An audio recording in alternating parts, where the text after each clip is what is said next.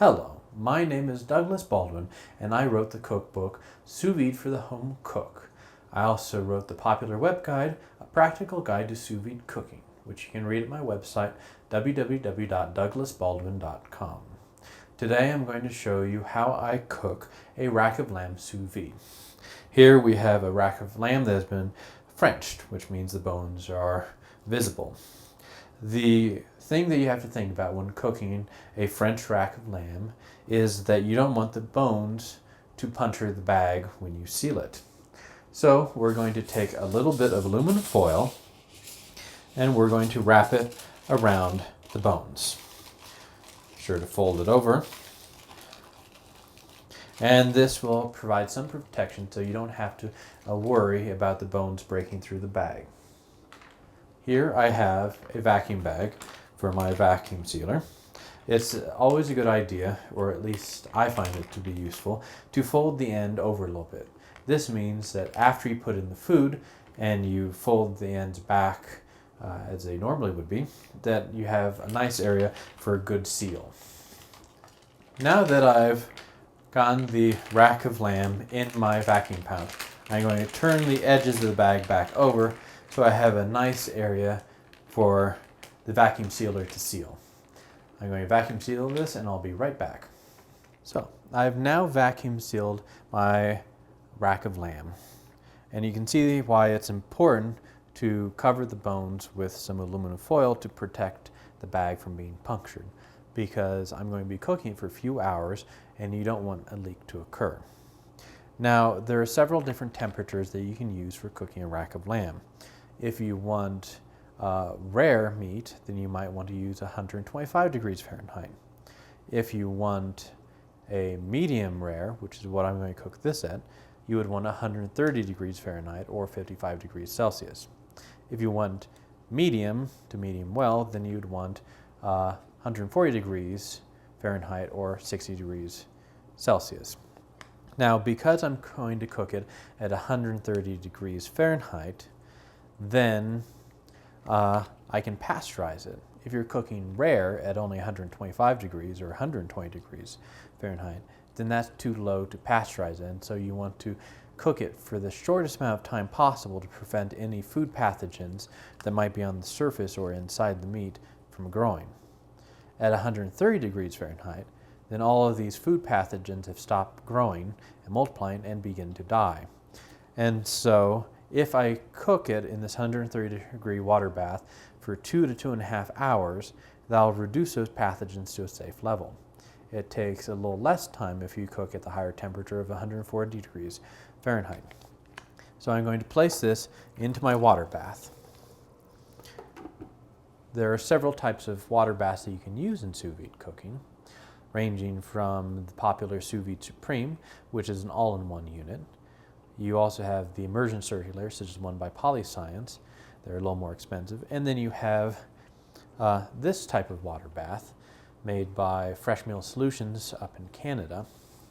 Here, how it works is it has a PID controller with a thermometer that's in the water, and this box turns on and off the electricity to the heating unit that's in the bottom to keep the water at an even temperature. You can see the little bubbles coming up, and that's from a tube going in the green that connects to an aquarium water pump, and the bubbles force circulation in the water to keep the temperature very even. So, since I'm cooking at 130 degrees Fahrenheit and I want to pasteurize it, then I'll cook it for about 2.5 hours. If you didn't want to pasteurize it, because everyone that you're serving is healthy and you don't have to worry about compromised immune systems, then you can cook it at a lower amount of time, say an hour to an hour and a half. You'd also cook that same amount of time if you are cooking rare instead of medium rare.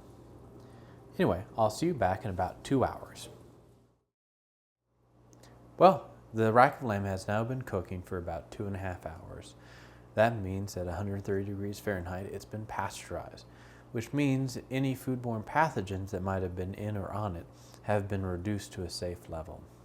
I'm now going to take it out. Make sure you have a pair of tongs because the water will be warm. It won't necessarily burn you if you put your hands in, because it's only 130 degrees Fahrenheit. You can see that by covering the bones, I've kept the bag from leaking. Now, I'm not going to have this for dinner tonight. I'm going to chill it in an ice water bath and then store in the refrigerator for up to 5 days. Or if I want to have it for longer, I can freeze it for several months or up to half a year without damaging the flavor.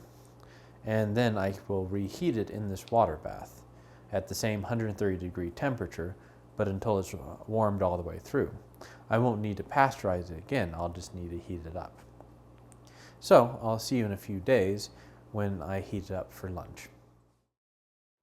It's been about a week since I cooked this rack of lamb, which, as you can hear, is frozen solid. Since it's frozen, it's going to take a little bit longer to heat up. So I'm going to put it in the water bath for about an hour, give or take, to heat up.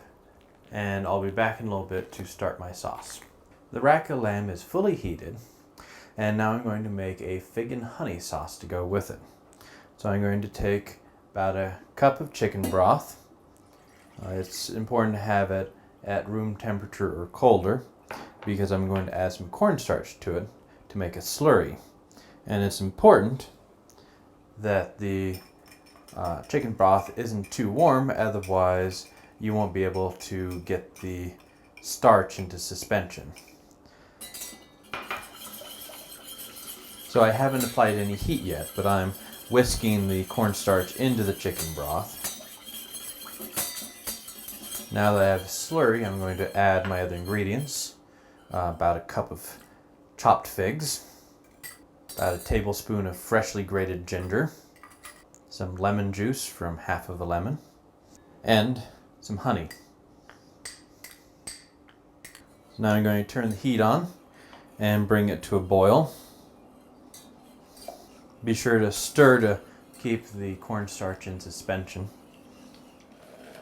My sauce has now come to a boil, and as it's boiling, you'll find that the cornstarch slurry becomes clear.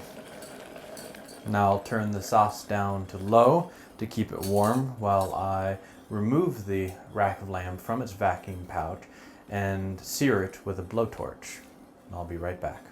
Remove the rack of lamb from the water bath.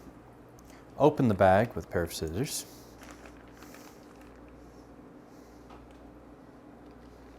Now before I sear it, it's important to dry the rack of lamb with paper towels so that it will sear nicely and we get a nice mahogany brown crust on it.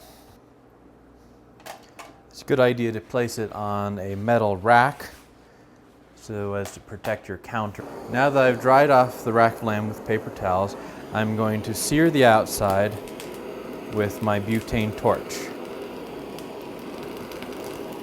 When searing, slowly move the flame back and forth across the meat until you get the desired color that you want.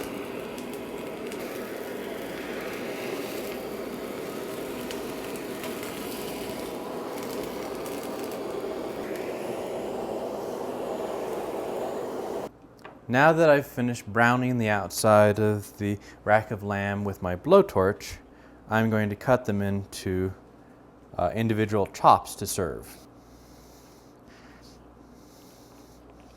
Now that I've sliced the rack of lamb into individual chops, I'm going to place 2 on my plate and add some of the honey and fig sauce that we just finished preparing. And you're ready to serve. Thank you for joining me while I showed you how I cook a rack of lamb sous vide.